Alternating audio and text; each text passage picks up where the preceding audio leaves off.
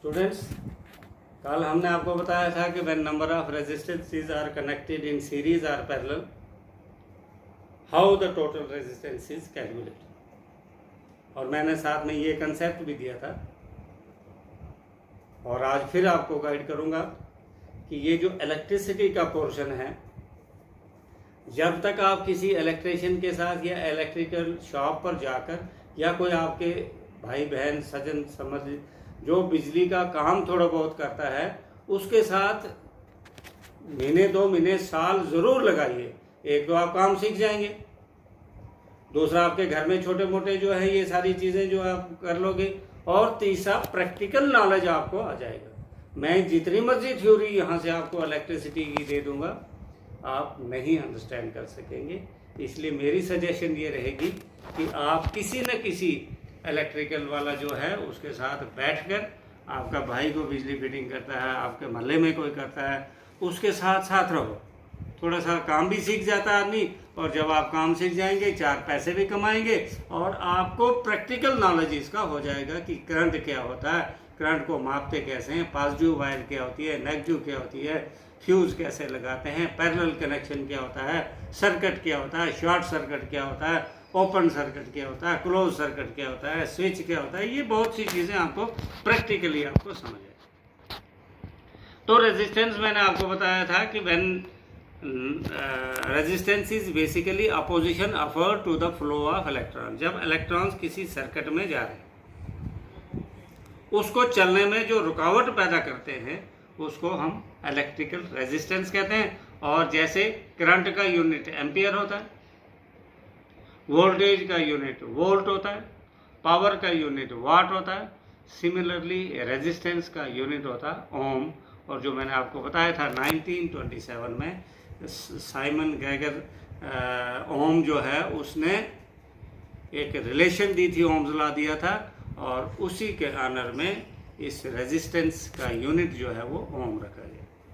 कल मैंने आपको बताया था कि when number of resistances are connected in series, how the expression is derived. तो जब नंबर ऑफ रेजिस्टेंसेस सीरीज में हों तो टोटल रेजिस्टेंस किसके बराबर होती है? सम ऑफ इंडिविजुअल रेजिस्टेंसेस।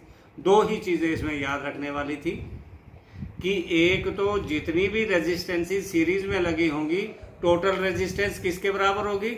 वो इंडिविजुअल रेजिस्टेंसेस को आपने जमा कर देना। जैसे 3 ओम, 4 ओम, 5 ओम, 6 ओम, तो आप बन जाएगा 3 + 4 + 5 + 6 + 7 एंड सो ऑन। दूसरा मैंने बताया था कि सीरीज सर्किट में, this is very important line, और पूरे इस क्वेश्चन में यही एक इंपॉर्टेंट लाइन है जो आपके दिमाग में बिठा देनी है कि in case of series circuit current remain same end voltage divides.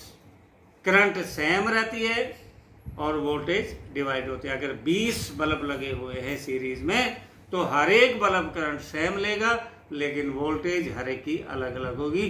Parallel circuit में अपोजिट हो जाती है बात। पैरेलल सर्किट में वोल्टेज सेम रहती है और करंट डिवाइड होती है। सीरीज सर्किट में करंट सेम रहती है और वोल्टेज डिवाइड होती है, और पैरेलल सर्किट में वोल्टेज सेम रहती है और करंट डिवाइड होती है। आइए अब आपको मैं ये प्रैक्टिकली करके बताता हूँ कि let us suppose 3 resistances R1, R2 and R3 are connected in parallel. This is parallel connection, जहाँ पर हम बिगिन टू बिगिन और एंड टू एंड को आपस में जोड़ लेते हैं। और यहाँ से ही दूसरा कनेक्शन हम दे देंगे, दिस इज सेल। और देखिए यहाँ पर हमने पॉजिटिव या नेगेटिव। अब ये पैरेलल सर्किट है, मैंने अभी बताया आपको कि यहाँ पर करंट जो है वो डिवाइड हो जाएगी और वोल्टेज सेम रहेगी। इसका मतलब इसकी करंट अलग होगी, I1, I2, I3, क्योंकि करंट को हम I से दिखाते हैं। This is resistance 1, this is 2, this is 3। Voltage same रहेगी, इसको भी वो V, इसको भी V, इसको भी V, इसको भी V, सब वोल्टेज सेम। तो आप लिखेंगे in parallel circuit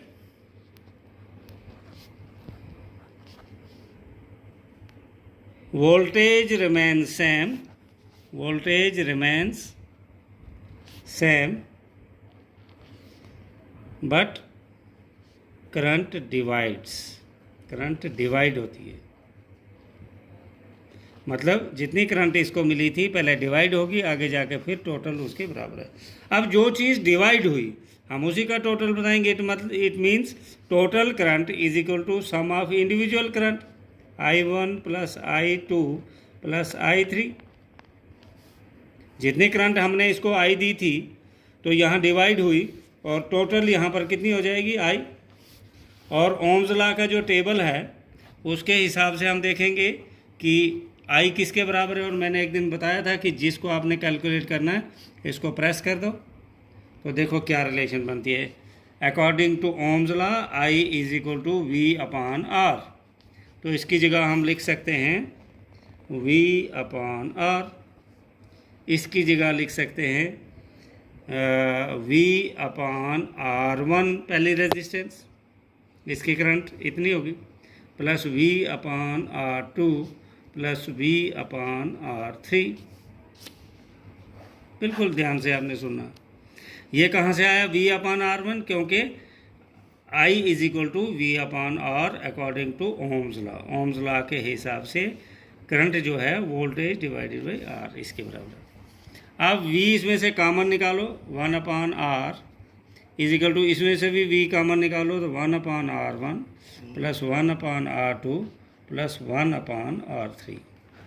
V and V cancel, 1 upon R is equal to 1 upon R1 plus 1 upon R2 plus 1 upon R3। It means when number of resistances are connected in parallel, the reciprocal means ulta. The reciprocal of total resistance is equal to the sum of reciprocal of individual resistance. अब suppose 3 resistances हैं, R1 is equal to 1 ohm, R2 is equal to 2 ohm, R3 is equal to 3 ohm. तो बताइए total resistance किसके बराबर होगी? लेकिन ये है पैरेलल में लगे हुए, पैरेलल सर। तो पैरेलल में 1 upon R is equal to 1 upon R1 plus 1 upon R2 plus 1 upon R3। ये बन जाएगा 1 upon 1 plus 1 upon 2 plus 1 upon 3। Cross multiply करो, 2 1 से 2, 1 1 से 1, 2 plus 1 upon 3, 1 upon R is equal to 3 upon 2।